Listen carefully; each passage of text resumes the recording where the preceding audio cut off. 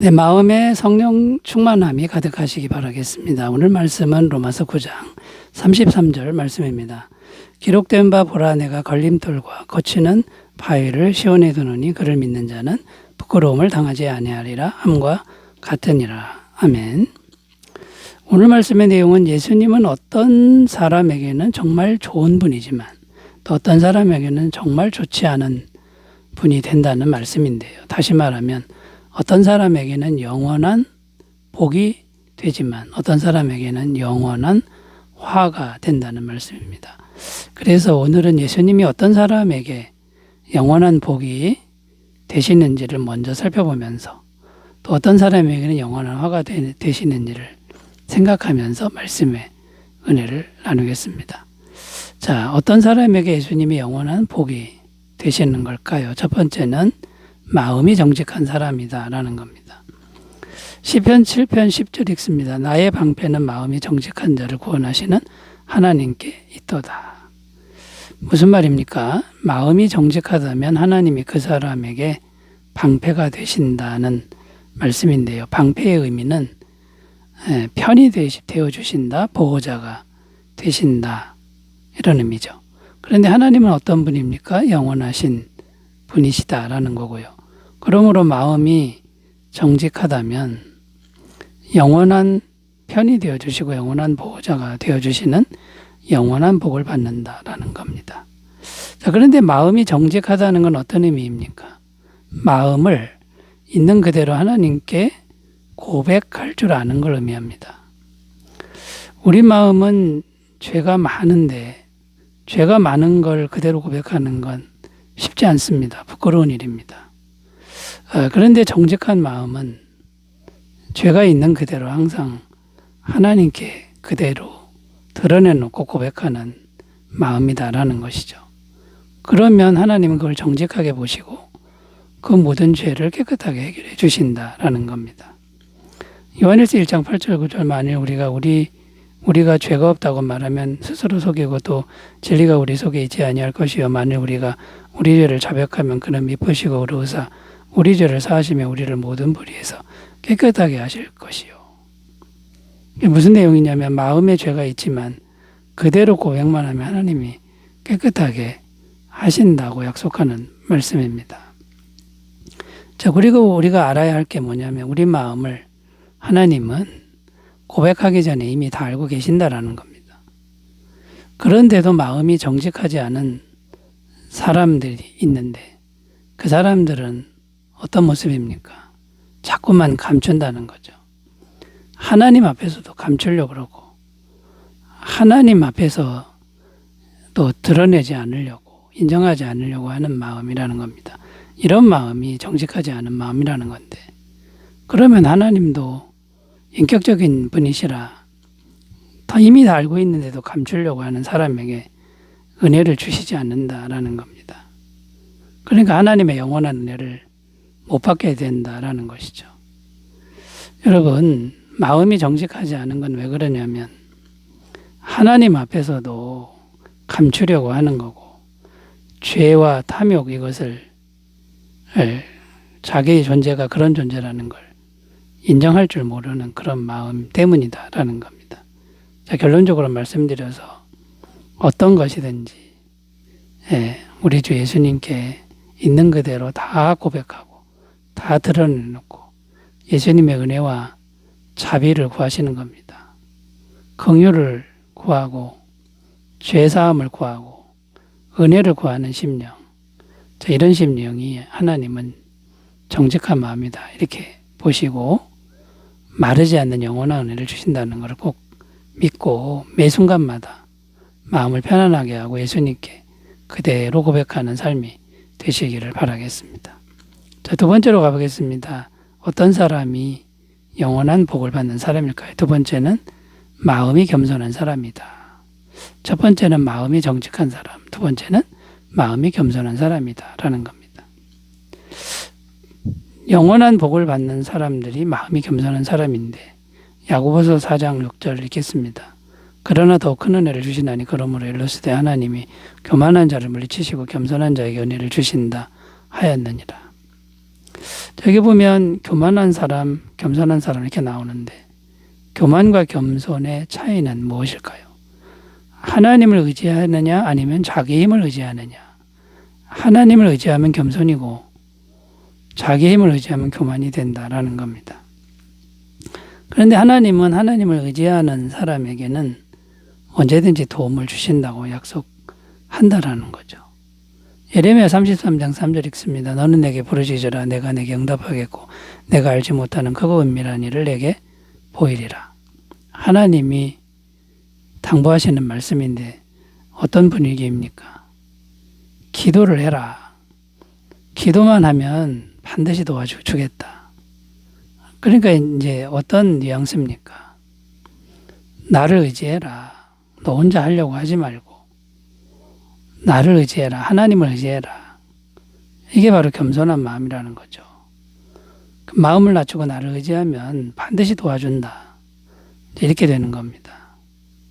그러면 영적인 지혜는 무엇입니까? 범사에 기도하는 겁니다. 매사에 기도하는 겁니다. 하나님의 도우심을 믿고 기도하는 건데 이게 겸손한 마음이라는 거죠. 오늘 말씀 끝부분에 보면 그를 믿는 자는 부끄러움을 당하지 아니하리라. 자, 이렇게 기록하는데요. 믿는다는 것이 뭡니까? 예수님을 마음에 영접하는 것이고요. 왜 영접하는 겁니까? 예수님 마음에 영접해서 예수님을 항상 의지하는 겁니다. 그러면 예수님은 영원한 분이시기 때문에 영원히 계시고 영원한 은혜를 주신다. 영원한 복을 주신다. 라는 것이고 또 그렇게 기도해라. 의지해라. 내가 도움을 줄게. 이런 모양이 예수님이 정말 원하시는 그런 그림이라는 거죠. 요한복음 5장 24절 내가 진실로 진실로 너에게 이르노니 내 말을 듣고도 나 보내신 이를 믿는 자는 영생을 얻었고 심판에 이르지 아니하나니 사망에서 생명으로 옮겼느니라. 예수님 믿고 의지하는 사람은 이미 사망에서 벗어나서 영생으로 옮겨진 상태고 심판은 없다. 이렇게 말씀하고 있다는 거죠. 이게 예수님이 원하시는 모습이고요. 로마서 8장 32절 자기 아들을 아끼지 아니하시고 우리 모든 사람을 위하여 내주시니가 어찌 그 아들과 함께 모든 것을 우리에게 주시지 아니하겠느냐. 이 땅을 살아가면서도 예수님을 모시고 있으면 필요한 모든 것을 예수님을 통해서 공급해 주시는 것이 하나님의 간절한 바람이라는 겁니다. 그런데 예수님의 이 영원한 복을 받지 못하는 사람들이 있는데 예수님을 영접하지도 않고 의지하지도 않고 기도하지도 않는 사람들이라는 겁니다. 그냥 자기 힘으로 사는 사람, 이런 사람들은 자기 힘으로만 뭔가를 하려고 그러니 예수님의 도움을 못 받는다라는 것이죠.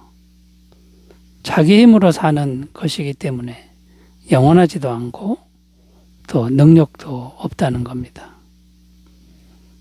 그러니까 예수님 믿지 않는 사람들은 자기 힘으로만 사니까 예수님 믿는 일이 이게 거치는 돌이 되고 걸림돌이 된다라는 것이죠. 자, 그러므로 여러분 영원한 복을 받는 사람들은 겸손한 사람인데 겸손한 거는 예수님을 항상 의지하고 도움을 구하는 사람이다. 그런 삶을 사시길 바라겠습니다. 자, 세 번째로 가보겠습니다. 영원한 복을 받는 사람 어떤 사람일까요? 세 번째는 항상 천국 가치관으로 사는 사람이다 라는 겁니다. 마태복음 6장 20절 읽습니다. 오직 너희를 위하여 보물을 하늘에 쌓아두라. 거기는 좀이나 동록에 헤하지 못하며 도둑이 구멍을 뚫지도 못하고 도둑질도 못하느니라. 이 말씀의 내용은 보물을 이 땅에 쌓지 말고 하늘에 쌓으라는 말씀인데요.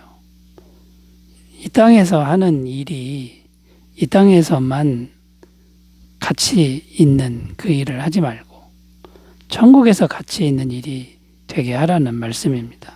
쉽게 말해서 세상 가치관으로 살지 말고 천국 가치관으로 살라는 것이죠. 세상 가치관은 어떤 거냐면 세상에서만 가치 있는 것들인데 천국에서는 가치가 없는 겁니다. 그 세상 가치관 그거를 버리고 천국에서 가치 있는 그 일을 해야 천국의 보물을 쌓는 것이다 라는 겁니다. 요한일서 2장 15절 17절 이 세상이나 세상에 있는 것들을 사랑하지 말라. 누구든지 세상을 사랑하면 아버지의 사랑이 그 안에 있지 아니하니 이는 세상에 있는 모든 것이 육신의 정욕과 안목의 정욕과 이생의 자랑이니 다 아버지께로부터 온 것이 아니요 세상으로부터 온 것이라. 이 세상도 그 정욕도 지나가되 오직 하나님의 뜻을 행하는 자는 영원히 거하느니라. 세상 가치관으로 사는 사람 이야기인데 세상 가치관으로 살면 첫 번째 하나님의 사랑이 없다. 하나님과 상관이 없다. 이런 말이 되고 이 세상 다 지나간다. 허무하게 끝난다. 라는 것이고요. 그러니까 이 세상은 탐욕과 욕심만 가득하다. 이런 말씀이 됩니다. 그러니까 얼마나 허무합니까? 그런데 천국 가치관으로 사는 거는 어떤 겁니까? 내가 하는 모든 일이, 이 땅에 사는 모든 일이 그 목표가 천국에서 사는 것, 천국에서 가치 있는 것이 되게 하는 것이다라는 거죠. 마태복음 6장 33절 그런즉 너희는 먼저 그의 나라와 그의 의를 구하라. 그리하면 이 모든 것을 너희에게 더하시리라. 그러니까 구체적으로 어떤 겁니까? 복음 전파하는 일이 될 수 있죠. 이 복음 전파는 이 땅에서 일이지만 영생과 연결되는 일입니다.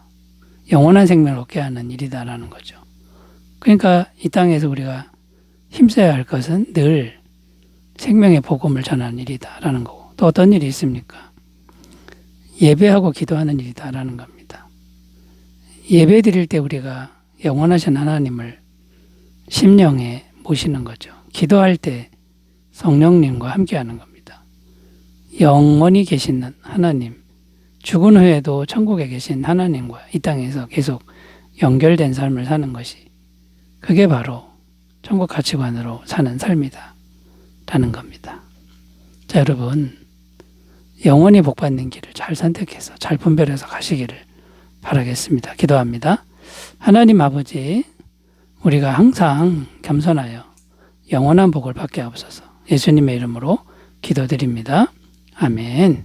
기쁨이 충만하시기 바라겠습니다. 감사합니다.